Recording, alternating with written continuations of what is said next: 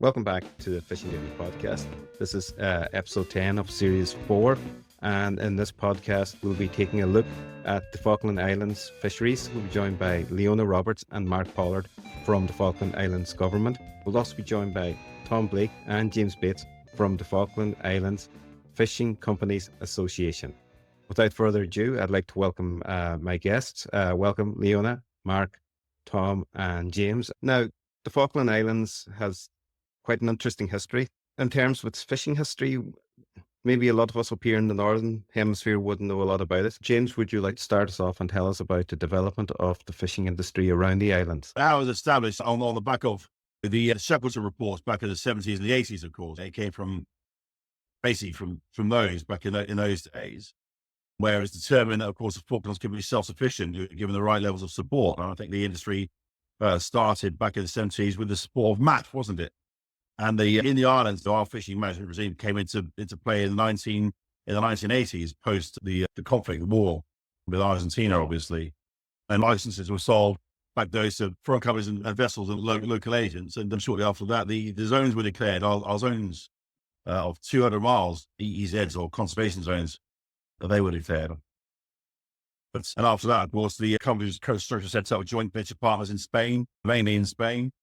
And in the early 2000, was it 2005, the ordinance was set up, and conservation management ordinance was set up as the legislation we were governed by, bringing all the rights of the fishing in the Falklands to the Falkland Islands and the people. And here we are, 20 years later.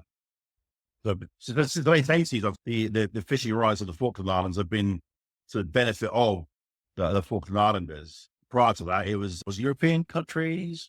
Yeah, there was a big Polish fleet here, like something like 20% of the protein from Poland at one stage came from the Southwest Atlantic. There was a big blue whiting fishery here. But even the Spanish, actually prior to the war, they had been fishing here. There had been fishing operations prior to the fishery coming into being. It's just that, because it's absolutely right what has just been said. I think the point that I would make is that all that fishing that was happening, we had these fantastically rich resources in the seas around the Falklands, but prior to the establishment of the conservation zone, none of that, there were no licenses sold in the Falklands, so none of that wealth at all was coming into the islands, all the resources going out and nothing staying for the benefit of our community. And it has been absolutely transformative. So since the establishment of the zones in 1986, I think. Just a sort of final bit of context, if I may. I think the Falklands economy was absolutely terrible back in the 70s. So pre-fishing, we had some huge difficulties here. The population had dwindled to about half of what it is now. So people were leaving, looking for different opportunities. So it was predominantly sheep farming back in the 70s. And then the setting up of the fishery has allowed us to move forward in all sorts of ways, whether that's transport links or whether it's in terms of our education and health on the island. So it has been absolutely transformative. That's probably the best word to describe it. And was there any one person or group of people who were the main drivers behind the generation of and development of the fishing industry? I think it was largely the councillors, the local councillors at the time, because we were very aware that the islands were struggling economically. And the Shackleton report was just something really fundamental about trying to reinvigorate the islands and make it a sustainable place to live. Because as was mentioned earlier on, the population was declining. The councillors at the time, I think, were very determined to go ahead with the recommendations in the Shackleton report. And I have to say, with not a lot of support really from the British government, because they were concerned about how that would be perceived in Argentina and causing tensions. But they pushed ahead with it. And in the initial years, they really weren't sure whether people were going to buy licenses or not. I think the government budget was about £5 million. And in the first year, it went to something like £30 million. And it turned out that, yes, this was something that people were prepared to pay to access a fishery. But really, it seems like a no-brainer now. But at the time, it was a bit of a leap of faith as to whether people would buy licenses. And it really was largely the councillors that were pushing that. So from the 1980s to the present day, what numbers are in the local fleet? Back then, the trawlers were about, I think there were something like 40, 45 trawlers and jiggers from the Far East that fish for a particular type of squid. There was 100 plus of those. And these days, there's probably about 20, 25 trawlers and still a similar number as jiggers. I'd say that there's less trawlers these days, but a similar number of jiggers. Well, we all know that fishing boats have developed a lot in those years. So your fleet's modern. Yeah, there's a mix now. Just in the last fleet replacement started, but most of the vessels here were built in the mid to late 80s. There were a lot of vessels, particularly from Spain, were built in that time. And obviously now they're getting up to sort of 35 years plus old. There's a rolling fleet replacement. So in the Loligo fishery, one of the squid fisheries, there's 16 vessels. And I think we're approaching about half of those being new vessels. And yeah, for sure, the new vessels have much more fishing capacity. They have more powerful engines. They have better freezing systems. Yes, they do have a better capacity than those older vessels that were built 35 plus years ago. That seems to be happening everywhere, which is a good thing. But then taking that idea and then for the likes of Mark and Leona coming back to the UK and speaking about sustainable fisheries, how important is that in order to be able to take the fish from the Falklands and get it onto the market and say like the EU and the UK? The sustainability is absolutely key. And that's something that's across all of our industry in the Falklands. So we're very much looking to the future and rather than the short term. And that's the same whether we're talking about our farming, tourism or fishing.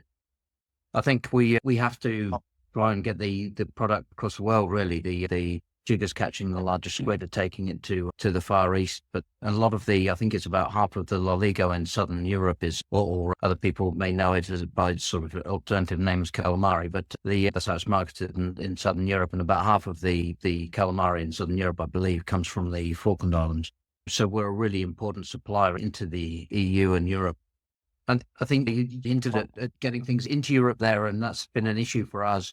It's actually cost the industry circa sort of 15 million euros a year, but the guys in the Falklands there will be able to give you a much better idea about exactly the impacts there. I know we've been campaigning for a long time on the effects of Brexit and access and quotas and tariffs. Unfortunately, the people of the Falklands weren't asked for their view on Brexit, and then the UK government didn't manage to successfully achieve a mandate to negotiate on behalf of the Falklands in terms of Brexit either. I don't have a particularly strong view on whether the UK stays in or out, certainly not politically. I might have a personal view. But the important thing for us is anything that happens in the future that we're involved in the talks and how we get the product in. And certainly the industry in the Falklands, I think, need to have a say in that and how we go about it. This is something suppose people didn't realize is that the Falklands would be affected so much by Brexit. For you guys in the industry, how did you find it? Yeah, exactly. Yeah, we had hoped to be part of the agreement that trade agreement that UK made with the EU, but unfortunately the overseas territories are excluded from that. We now pay tariffs into the EU. So for the Loligo squid, that's 6% tariff. For hake, which is one of the other main species here, it's 18%. Yeah, that's costing about 15 million pounds a year in terms of those tariffs. Yeah, that has a significant effect on the profitability and obviously the tax also that's paid to the Falkland Island government. And there's many challenges outside of exporting the fish. You're also talking about, what about the cost of fuel and other factors that you have to bring into the islands? Yeah, just the remoteness. There's limited links here, obviously. There's one container vessel a month. There's one commercial flight a week. There is a military flight twice a week from the UK, but it's quite limited in terms of the number of civilians that can fly on that route. Yeah, it's a constant challenge for vessel operations. If you get a breakdown, you can't just nip into port and get something repaired quickly. It's very often it's a wait of several days for spares to come in of the limited air cargo, the size of spares you can get in, and technicians. I think that's one of the biggest challenges of operating here, and obviously not having a cooperative neighbour with regard to fish stocks. The high seas area where there's no regional management fisheries organisation. It's just a free-for-all out there, which has implications for the fish stocks. So yeah, there's quite a lot of challenges of being in a remote place like this. Yeah. From a political point of view, I think just those sort of geopolitical challenges are really interesting. But I take my hat off to these guys for the logistical challenges they have to constantly face. And I think none more so than during COVID, that really pulled out how isolated we are in terms of transport links and not being able to bring people onto the islands. And then we had a sort of a quarantine period. So they had to manage the logistics outside of the islands as well. So even fewer connectivity or even fewer transport links than we have at the moment. The difficulties with Argentina, they'll look to interfere with our economy in any way they possibly can. And any way they can get a sort of a foothold and try to control us and try to steer us. I think it's the success of the Falklands has been in spite of that. And it's very much a mentality of people in the Falklands that we will find a way around it and be stronger for it ultimately. But it's a real shame. I think better links with mainland South America in terms of the sustainability and management of fish stocks would be welcomed. And Tom talked there about the RFMO and the sort of the overfishing of squid to the north and northeast of Falklands and Argentina waters, respectively. There's a real sort of ecological catastrophe waiting to happen there, where the species is being smashed to extinction. Really, it's if left uncontrolled, it will be. I believe. So we're pushing for some sort of regional fisheries agreement there, so that we can actually try and protect the stocks. I think most of the world, when you look at a map of the world and these regional fisheries agreement, then they're just about everywhere. And in contentious areas as well, where there are sovereignty disputes, but the overall sort of environmental implications and the survival of a species generally trumps whether or not people are fighting over their countries or not. There's a new government now in the UK under Labour. What can they do to work with you to improve this? Yeah, if I can jump in on that one then, Oliver. I think we're very fortunate in the Falklands that we have enjoyed very strong cross-party support from the UK. It's not really a party political issue, happily, and that's something that we work really hard to maintain. So we have an excellent relationship with the Labour Party and really looking forward to working with the new Labour government. I think our messages will remain as they always have, that obviously, there's not especially a fisheries issue, but the overriding message always from the Falklands is about our self-determination and the fact that we are a self-governing, very small country. We manage our own finances, set our own laws, and that relationship that we have with the UK government is very much a partnership and a modern partnership. But we do need their support when it comes to foreign policy, which is one area which is still technically handled by the UK government, although we work closely with them on that. So when it comes to fisheries, we are pushing all the time for trying to make progress on the RFMO. As has been touched on by the others, we continue to have issues with Argentina. They're not a very friendly neighbor, and we'll go through a sort of cycle with them where there are varying degrees of cooperation, ranging to none at all. But they simply will not sit at the table if the Falklands are involved, if we are wanting to be represented, which obviously is key in all of this. So we do need to work together to try and apply pressure to develop some management mechanisms, particularly around our fisheries. There have been better times in the past, and I guess our guys from the industry here would be able to talk about this too, probably, where we have exchanged data with the Argentine government scientists. It's to the benefit of the Falklands, to the benefit of Argentina, the region, and the planet as a whole, that we're able to exchange the knowledge that we have on our fishing stocks in order to best manage that sustainability, which is so important for all of us. But so really what we're looking for, I think, from the UK is that continued support, putting things up the agenda and on the table and trying to get progress toward a more adult relationship. That's all we ever really want. We're never going to have a fantastic relationship with Argentina, I don't think, but we should be having responsible, grown-up conversations to everybody's benefit. And the RFMO is definitely an issue.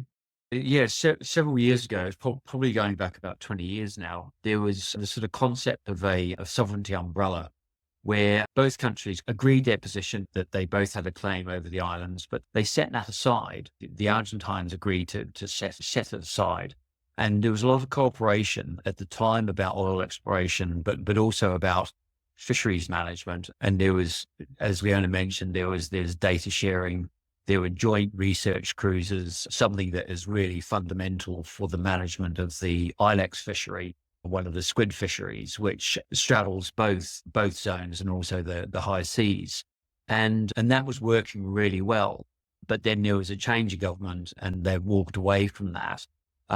There's been a recent change of government in Argentina towards, I'm not sure whether it's left or right, but basically they have a more reasonable position. And there's probably a window of opportunity now to try and revive some of those things. And a change of government can always undo them, but there is an opportunity perhaps to get some of these things established, which are then a little bit more difficult to unwind if there is a change of government. So certainly I would say that there's an opportunity perhaps to go back to something like the sovereignty umbrella and just set that aside and work together just for the good of the environment. But so, yeah, I would. I realize one thing that I did miss in all of that, and we have already touched on it, but is going to be another message that we will continue to be repeating to the new government here in the UK, is about Brexit and trying to make progress on getting this mandate where at least the OTs could be considered, where our voice can be heard, and to do something to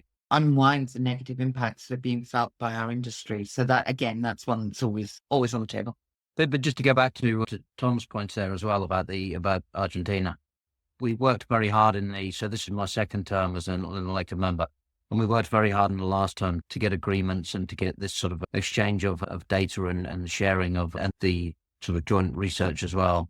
And I think that's really important. But we're also working hard in this assembly to try and do the same. It's really unfortunate that we have a sort of cyclical nature with Argentine governments where we take a step forward and then another step back, depending on who it is that's leading the country at the time. I think what's really important to us is that we're trying to behave as the responsible adult in the room, and which is, when you look at the size of us, we're 3,500 people compared to tens of millions. And we try to do the responsible thing. And I think what's really important when we're looking at these arrangements and agreements and trying to do the right thing is that it's not just in our favor. It's in their favor. It's in everyone's favor that we sustainably manage this resource, and that between us we make sure that we're not causing sort of ecological issues or further ecological issues. It was the South Atlantic Fisheries Commission that was set up, wasn't it? I think it was called. Yes. A long time with the mutual data share between Argentina and the Falkland Islands those years ago. That did work quite well. And that's, even just from a data sharing perspective, that's what we really want to try and get back to, as well as obviously manage these strategies, particularly these stocks with the zone. It's worth pointing that perhaps the Southwest Atlantic is, I believe, the largest body of water in the world without an RFMO.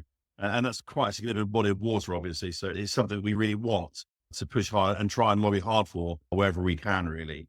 And we've been screaming out for this for a very long time now, and we'll carry on as hard as we can, wherever possible. So you mentioned some of the fish that's caught: hake, squid, blue whiting. What other species is caught in the area? So the main species, Ilex squid, that's a larger squid with a mantle length of 25, 30 centimeters. That's predominantly caught by jiggers from the Far East, from Taiwan and Korea. So most of the product goes back there, and then quite a lot of it goes into China for processing. Then there's the Lego squid, which is a smaller squid, a mantle length typically of 12 to 14 centimeters. That's mainly trawled for, mainly by Falkland Island flagged vessels, and those typically have joint venture arrangements with Spanish partners. So most of that goes back mainly to Spain and Italy are the main two markets for that.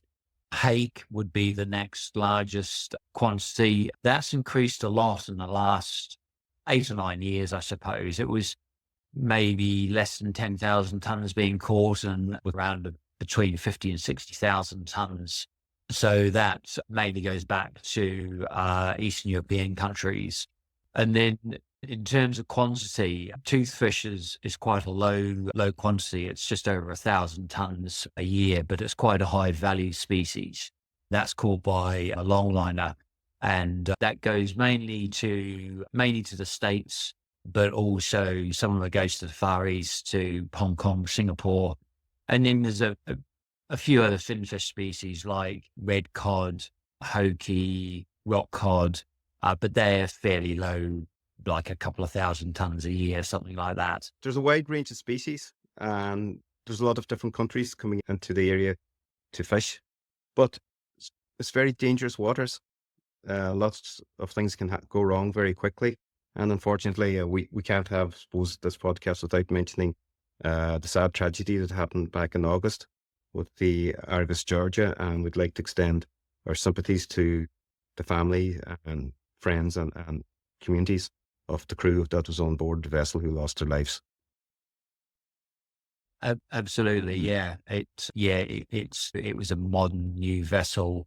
I know the company. It's a very professional company, and it makes your blood run cold when something like that happens, because you know that up for the grace of God, there goes any of us. And yeah, it's even with the modern vessels these days, unfortunately, things can still go tragically wrong. And it just absolutely emphasizes that whether you have new vessels or old vessels, you still have to be so careful and so on top of the safety and so on. Yeah, yes, for sure.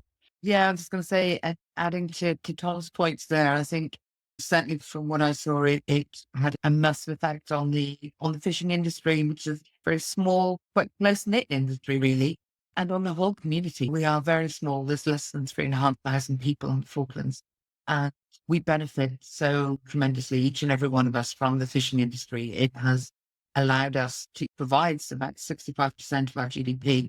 It's what allows us as a government to invest in our capital program, to do all the things that we need to provide services for a community. And everybody's very aware of that. And so to have a tragedy like this happen, I think hit everybody. Even I have a 15-year-old daughter, even the children at school were all very aware of it. It was incredibly impactful, incredibly sad. But also, as with all tragedies, brought out the best in people. We saw tremendous cross-working, Red Cross government, the Ministry of Defence, turned out to support as much as they could. Other fishing vessels, our own fisheries protection vessel, huge effort went into trying to do everything that could be done to save people. But yeah, it was extreme. So thank you for your. Thank you. Yeah, tragedies they affect everybody in the area when they happen. But the Falkland Islands seems to be a place that's regenerating it. It's keeping its young people, is it? Or is it still looking to greener pastures?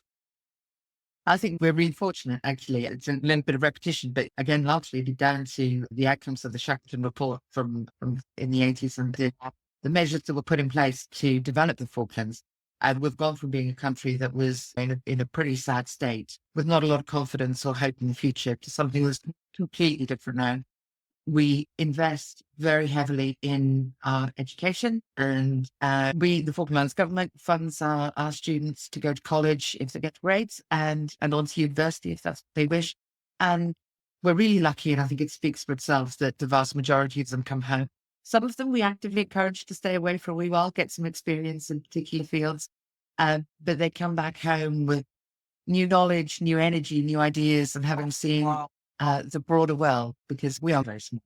But yeah, I think we're very fortunate to be in that position, and to keep it in line with the conversation we're having. I think that's where the sustainable management of our fishery, which is so critical, to our economy and to our well-being as a country is first and foremost in everyone's minds. We do work really closely with industry. There's been massive improvement, change and development over the last 30 years, 40 years of the fishery. So to ensure that global, for environmental reasons as well, we just need to make sure that we're continuing to invest in the mechanisms and systems to monitor and protect our fisheries. That's all massively important for all of us in the future. And I think we're in a good place, but of course there's always more to do, isn't there? And I think we look forward to continuing to work with industry on that. Yeah, I think the key thing for most Falkland Islanders is in the living memory of the country. I was only 3 years old, so don't ask me for any detail, please. But when your country's been forcibly taken away from you by a much larger nation, or by any nation for that matter, and then I think that right to self-determination is key for everybody in the Falklands. But key to that, having that self-determination, I think or a part of it is being financially self-sufficient. And our financial self-sufficiency relies very heavily on fishing. So that's why the sustainability is again key to the financial or economic success, and thus our self-determination. So I think they're all interlinked, and you can see why this sustainable management and the fishery is so important to the people of the Falkland Islands. Our education, our health, but more so our freedom, it depends on that success. Absolutely. I think we was never want to be in a position where we were pre-1982 and where other overseas territories some still find themselves, where they have to be reliant on the UK government. I think we are very proud of the fact that we've developed the Falklands over this last 42 years, but it is critical that we are able to maintain a strong, active, vibrant economy for all the reasons that Mark's just outlined. It's probably also worth mentioning, we spoke earlier on, Leona, about the education and how more and more kids are coming back here wanting to live, but also on the back of the fishing industry. It's worth mentioning also as well that the population has grown with the successful fishing, the economy drive from the fishing industry. We've grown in construction services, resale services, and of course that's attracted more and more people from all over the world to come and make the Falkland Islands their home. I think at the last census, there's over 70 nationalities represented within our community at the moment who have made the Falklands their own permanently. So we've become extremely diverse. Certainly the last, I've been here 30 years, we've become an even more diverse community on the back of our economic success, I think. So it's worth probably a little note there as well, I should think. Definitely. Absolutely right. The Falklands are growing, again, sustainably, but growing at about 2 to 3% annually. And that comes with its own challenges. We only have one hospital, we only have one school, but it is something I think we're really proud of. And you can see why people want to be in the islands and want to contribute. And that's tremendous. So thanks, James. Yeah, it's a good point. It's good to know that it's a prosperous place and it's a place that's able to keep its young people and it's able to attract people. It sounds so good. I might actually apply to see if I can get there myself, but it might be better than where I am at the moment. I'll just say on that, I would always recommend a visit. We could talk to you till we're blue in the face about the Falklands because we all love the place completely. But there is nothing like coming in and seeing the islands for yourself to really understand it. And with an interest in fisheries, absolutely, you definitely should come and see what happens. There's so much more than we've had the opportunity to talk about this morning. I think there's massive. We might have you back again and might be another chapter to the stories at some point. And Leona, Mark, Tom and James, I'd like to thank you very much for taking the time to speak to me today. And I know some of you have to rush off and some of you have been up very early. And good luck with everything you're doing today. Thank you very much. Thank you so much. Right. Thank you. Thank you.